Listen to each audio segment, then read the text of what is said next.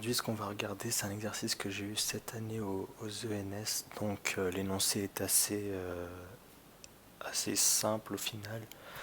C'est-à-dire qu'on va prendre une matrice inversible qui va admettre une propriété assez particulière, c'est-à-dire qu'elle va admettre une racine matricielle entière pour tout entier K strictement positif. Et donc, on va essayer de voir ce qu'on peut dire sur A en considérant donc cette hypothèse. Donc la première chose déjà qu'on peut regarder quand on a ce genre d'exercice, donc déjà peut-être la trace, mais ici ça va pas tellement nous servir, mais surtout le déterminant. Donc en fait ce qu'on va pouvoir faire, c'est que si on prend donc un entier K, en fait ce qu'on va pouvoir faire, c'est que le déterminant, voilà, il va exister la matrice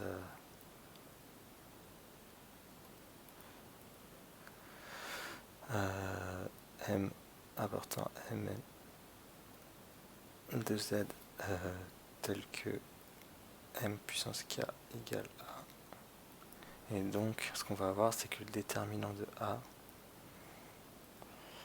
ça va être le déterminant de M puissance K, mais ça, on va pouvoir le réécrire comme le déterminant de M, le tout puissance K, par multiplicativité du coup du déterminant. Et donc, à partir de ça, en fait, ce qu'on va pouvoir faire, c'est que ça, on va savoir que c'est un entier. Et donc, ce qu'on va avoir, c'est que le déterminant de A, déjà lui aussi va être un entier, parce que en fait, pour K égale A, en fait, on aura A égale M. En fait, ce qu'on va avoir, donc, c'est que le déterminant de A, ça va être une puissance d'un autre entier à tout ordre. Et donc, ce qu'on va pouvoir dire, c'est que déjà, il va être non nul car A est inversible, puis il va être positif, et donc au final, ça va être égal à 1, car sinon, en fait, on va pouvoir toujours trouver un cas tel que le déterminant de A puisse pas, enfin que le déterminant de M soit pas entier. Et donc, ce qu'on va avoir, donc, c'est que la première chose qu'on peut dire, c'est que le déterminant de A vaut 1. Ensuite, en fait, ça c'est quelque chose qu'il faut connaître, c'est-à-dire que maintenant, on a déjà, et le préciser, et A appartient à Mn de Z. Donc ensuite, là, ce qu'on va pouvoir dire, c'est que forcément, on aura que A, en fait, son inverse sera lui-même à coefficient rationnel, puisqu'en effet, en fait, ce qu'on va pouvoir dire, c'est que l'inverse de A, en fait, ça va être la comatrice de A transposée. Et en fait, la comatrice de A transposée fois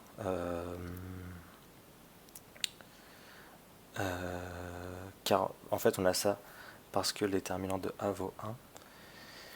Et donc ce qu'on va pouvoir dire ici, c'est que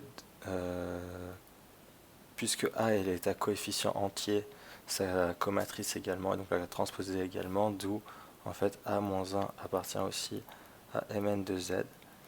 Et donc en fait les matrices à coefficient entier dont l'inverse appartient lui-même à Mn de Z, en fait c'est les matrices qu'on va dire de GLN de Z. Parce qu'en fait on va pouvoir, comme on verra tout à l'heure, dire que c'est un groupe, donc, parce que du coup l'inverse va appartenir à ça, donc on aura un groupe. Donc ensuite, ce qu'on va pouvoir dire,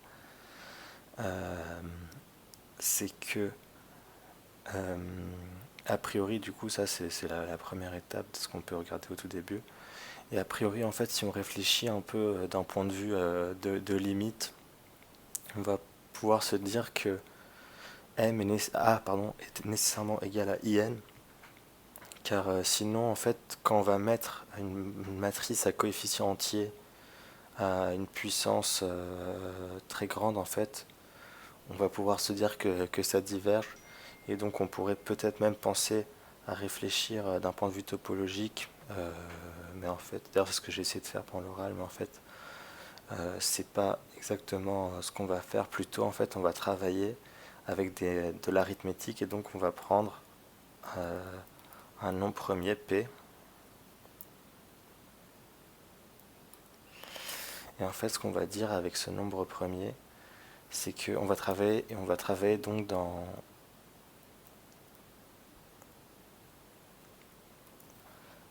Z sur PZ, qui va donc être un corps. Et plus précisément dans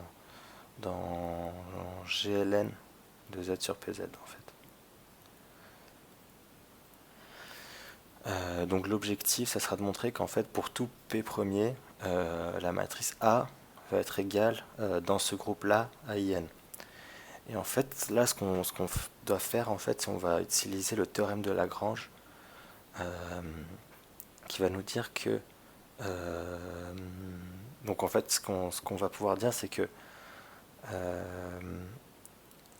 il va exister pour K qui vaut l'ordre de GLN de Z sur PZ à une matrice M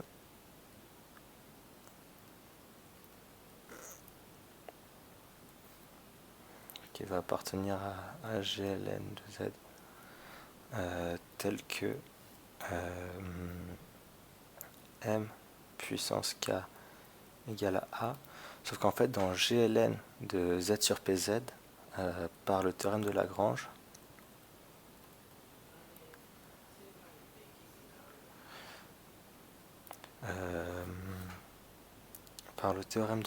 en fait, ce qu'on va pouvoir dire, c'est que M puissance K, en fait, ça va être égal à IN dans GLN de Z sur PZ.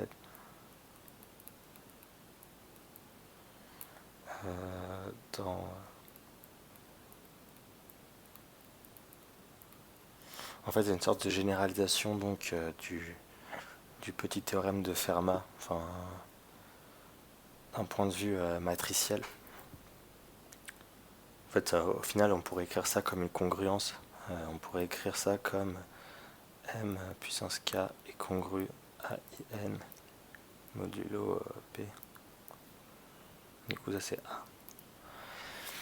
Et donc, ce qu'on va pouvoir dire finalement, c'est que donc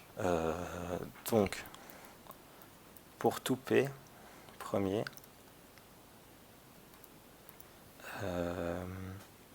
A va être congru à IN modulo P. Et en fait, ça va être vraiment pas mal parce qu'en fait, si on travaille coefficient par coefficient, ça reviendra à dire que si on prend en fait, si on prend A et B de matrices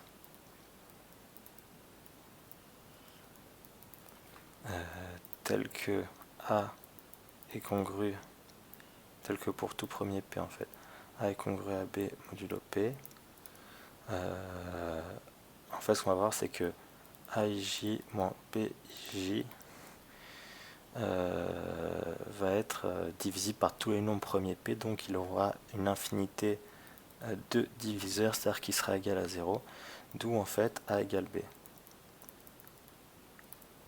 Et ainsi, en se ramenant à ce qu'on a écrit au-dessus, en fait, on a que A vaut en fait l'identité. Et si on vérifie ensuite, en fait, oui, on aura bien évidemment que IN admet une racine matricielle entière pour tout cas. Et donc, ceci conclut l'exercice.